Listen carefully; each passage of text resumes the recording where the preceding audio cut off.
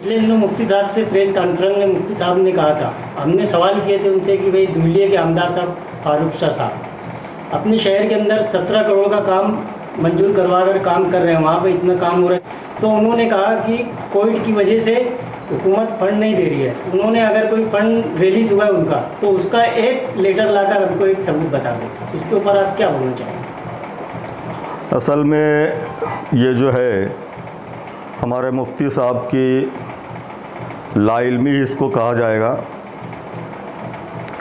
मैं आप लोगों को मुख्तसरन ये बताना चाहूँगा कि इससे पहले भी मैं कई मरतबा मालेगाँव आया। मालेगाँव से मेरे बहुत अच्छे ताल्लुकात है, यहाँ तक कि मेरी ससुराल है मालेगाँव में, और उसके बाद मेरी बच्चियाँ वहाँ दी हुई है, मेरा समधियाना भी है, और फिर दोस्ताना ताल्लुकात की वजह से हर वक्त मेरा मालेगाँव आना जाना होता है। वहाँ पर भी कई मरतबा ऐसे प्रेस कॉन्फ्रेंस हुई, आप जैसे सहाफ़ी हज़रात वहाँ पर आए और उन्होंने मेरे कामकाज के मुताल्लिक़ पूछा। मैंने जो मैंने काम किए उसकी मालूमात दी। उसके बाद में कुछ लोगों ने ये भी कहा कि आप इतना काम कर रहे हो और मुफ्ती इस्माइल साहब जो है मालेगाँव के एमएलए, ये कुछ भी काम नहीं कर रहे हैं। तो उस वक्त भी मैंने उनके ख़िलाफ़ कुछ भी नहीं बोला और उनकी बातों को संवारना चाहा। उसके बाद ऐसा हुआ कि एक मर्तबा जो सिविल हॉस्पिटल में मुफ्ती साहब वहाँ गए और कुछ वहाँ गाली गलौज की ऐसी बातें आ रही थी। उस वक्त भी कुछ लोगों ने मुझसे ये कहा कि मुफ्ती साहब एक आलिम होने के बावजूद गाली देते हैं। उस वक्त भी मैंने ये कहा कि मुफ्ती साहब ने गाली नहीं दी थी। उसके बाद फिर एक ऐसा हुआ कि एक आप जैसा कोई सहाफ़ी है, उसने फ़ोन किया। उसके बाद मुफ्ती साहब ने उनको फ़ोन करके गाली गलौज की।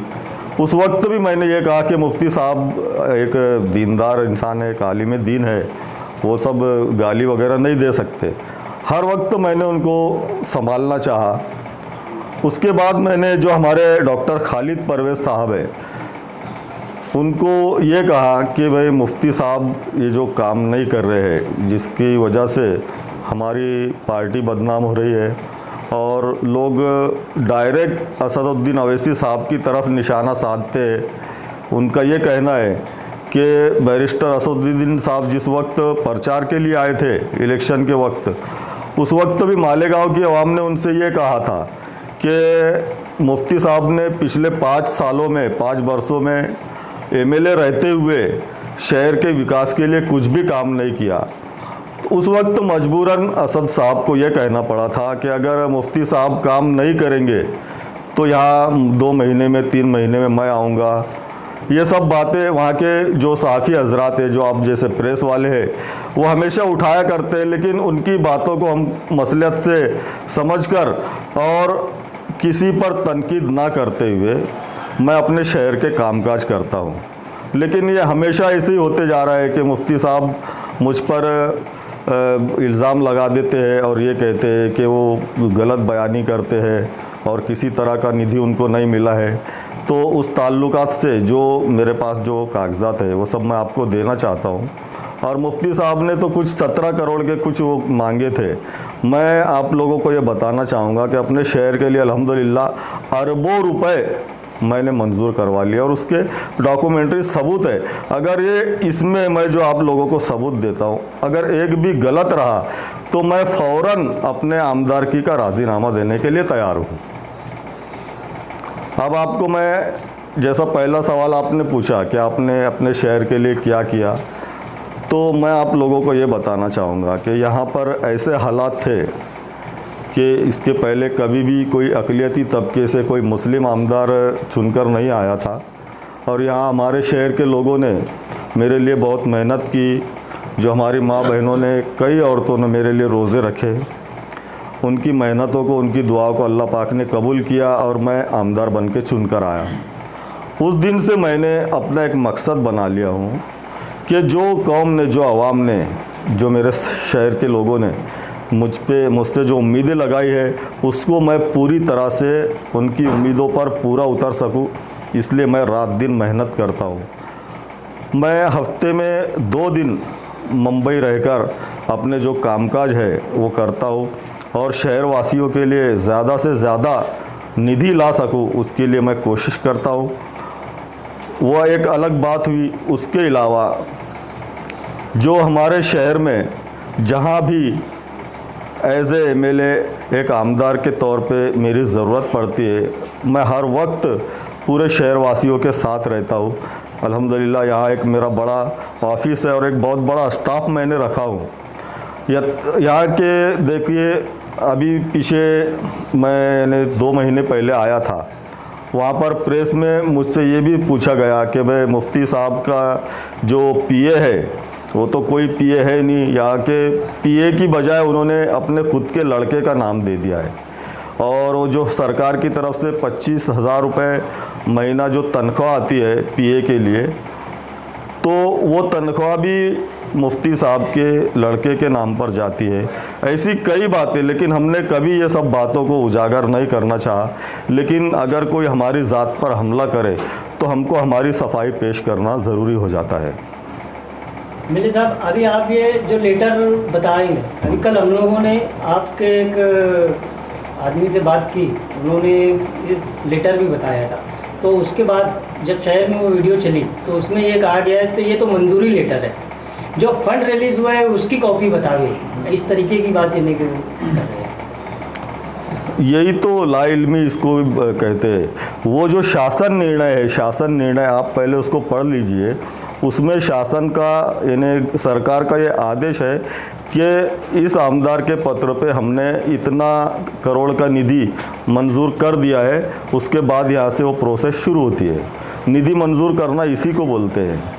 और उसके बाद जो कुछ बातें उन्होंने बताई है कि सिर्फ कागज़ों पर काम होते हैं, तो ये मैं आपको बताना चाहूँगा कि ये जो ठेकेदार हमारे काम कर रहे हैं, अभी आप लोगों को पूरे शहर का जायज़ा हम लोग कराने वाले हैं कि कहाँ कहाँ काम हो चुके हैं और कहाँ मेरे काम शुरू है। और कोई ठेकेदार अपनी जेब से पैसा नहीं लगाता, ये उनके बिल है, ये उनको जो काम के मुबदले में जो चेक दिए गए हैं वो सब यहाँ पर मौजूद है आपके पास में। और शासन निर्णय उसको कहा जाता है कि भाई निधि मंजूर हो गया, ऐसा उसी को शासन निर्णय कहते हैं। और वो पत्र, वो तो एक ही पत्र आपको दिखा गया।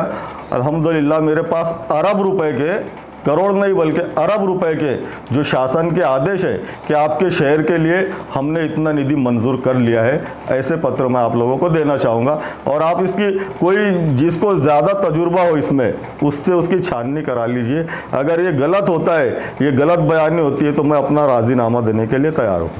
एक आखिरी सवाल, हाँ, आने वाले दिनों में आप धुलिया शहर को यानी क्या और देना चाहते हैं?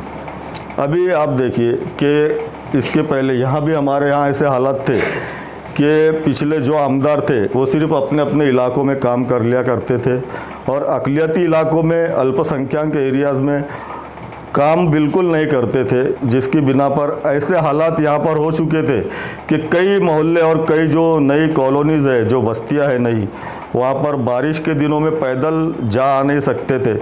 ऐसी जगहों से हमने शुरुआत की। कितना फंड मिलता है हर साल के लिए? हाँ, ये भी एक अच्छा सवाल आपने पूछा। अभी ये मुफ्ती साहब की लाइल्मी का एक बड़ा सबूत है कि उन्होंने जो पीछे प्रेस कॉन्फ्रेंस ली, उसमें उन्होंने ये बताया कि हर आमदार को 2 करोड़ रुपए मिलते हैं। मैं आप लोगों को बताना चाहूँगा कि 2019 तक हर आमदार को 2 करोड़ रुपए फंड मिला करता था। और जो हमारा मार्च 2019 का अधिवेशन हुआ, उस वक्त अजीत पवार साहब ने, जो फाइनेंस मिनिस्टर है और उप मुख्यमंत्री है, ये ऐलान किया था कि हर आमदार को अब इसके बाद 3 करोड़ रुपए दिया जाएगा। तो अल्हम्दुलिल्लाह 2020-21 का जो हमको 3 करोड़ रुपए आया था, और उसके बाद अभी जो हमारा मार्च का अधिवेशन हुआ, उसमें ज़ाहिरी तौर पर यह ऐलान किया गया कि अब इसके बाद हर आमदार को 4 करोड़ रुपए निधि दिया जाएगा। तो हम लोग 24 अक्टूबर 2019 को हमारा निकाल लगा। उसके बाद में 27 नवंबर 2019 को हमारा शपथ विधि हुआ।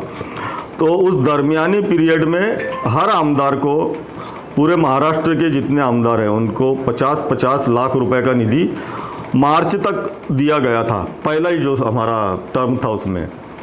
तो वो 50 लाख रुपए के निधि के हमने 74 लाख रुपए के काम हमने यहाँ पर कर लिए। लेकिन अफसोस के साथ ये कहना पड़ रहा है कि मुफ्ती साहब को जो 50 लाख रुपए जो मिले थे वो उनकी नाअहली और लाइल्मी की वजह से वो 50 लाख रुपए वापस गए। उसके बाद जो 2020 और 21 का 3 करोड़ रुपए का निधि आया था, तो हमने उसमें 3 करोड़ 62 लाख रुपए के काम कर चुके हैं और उसके वर्क ऑर्डर्स और जहाँ पर आप लोगों को काम अभी पूरे शहर का हम मुआयना कराएंगे कि हमने कहाँ कहाँ काम किए। 3 करोड़ 64 लाख रुपए के काम हम कर चुके हैं। लेकिन बहुत अफसोस के साथ ये कहना पड़ रहा है कि मुफ्ती साहब का जो 3 करोड़ रुपए का निधि है वो भी कोलैप्स हो गया। अधिवेशन के वक्त में उनका लड़का मुझे वहाँ मिला था अधिवेशन में, और मार्च के अधिवेशन में उसको मैंने ये भी कहा था कि तुम जल्द से जल्द जो प्रशासकीय मंजूरी ले लो, वरना तुम्हारा निधि जो है वो वापस चला जाएगा। उन्होंने उस बात पर ध्यान नहीं दिया और वो निधि वापस चला गया। अब उसके बाद मैं आपको बताऊंगा कि जो कोरोना के वक्त जैसे जो परेशानियां आ रही थी, जो अभी हमारे मरीज़ों को ले जाने में यानी तकालीफ आ रही थी, उस वक्त मैंने 2 एम्बुलेंस अपने ज़ाती खर्चे से मैं दे चुका हूँ। अब वो मुफ्ती साहब अगर सबूत मांगेंगे कि उसका मंजूरी लेटर कहाँ है, तो वो एम्बुलेंस अभी भी आप जाकर देखिए सामने खड़ी है। उसका अल्हम्दुलिल्लाह लोकार्पण हो चुका है और वो जनता की सेवा कर रही है हमारी एम्बुलेंस जो है।